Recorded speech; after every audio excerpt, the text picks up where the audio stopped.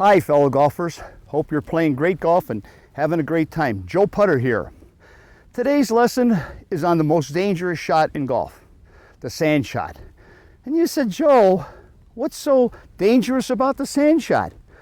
Well, if you're standing over there and your buddy hits a shot and he rifles that ball over that green, which you've seen done many times, you'll end up with a nose like I have. And boy, it makes it difficult to see the ball and hit really great shots. So you want to be careful when somebody's hitting this shot, kind of stand off to the side. Not that you don't have confidence in their abilities, but you just want to protect yourself. Let me, here's how the average player hits this shot. Okay, he goes over. Please, just this one time, please. He gets his club, he goes over, hits the ball, and he hits it out. It goes over. Please, next time closer. That isn't going to work. The best thing to do, like we did last time on chipping, is have a routine. So let's go through the routine on our sand play. Okay, number one, our feet are together. First of all, I like to get an idea of where the flag is. So when I'm practicing, I like to make a little bit of a line at my target. And then we get over here. Number one, our feet are together. Number two, okay, we move our left foot a quarter of a turn out.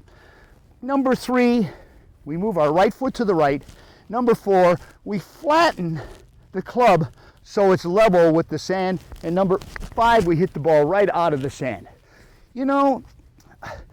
I was taking lessons from a very famous golf professional who was a master of a sand play, Johnny Revolta.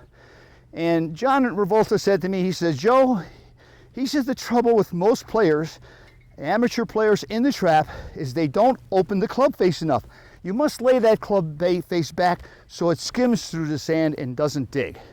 He said, if you do that, more often than not, you'll hit an acceptable sand shot. It may not be perfect, but then unless you want to work for many hours on it, you'll get really adequate sand shots. The routine is the answer. That's what we have to do. Okay, and Mr. Revolta was very kind. He said to me, Joe, I want to tell you something.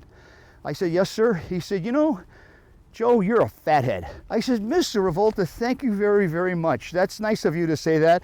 A lot of people don't realize that there's more than air up here. There's a lot of, smarts, because I have a nice big head and I can take a lot of information in there. Thank you very much. And Mr. Revolta just turned away, and that was a very nice compliment. But let's go through the routine again.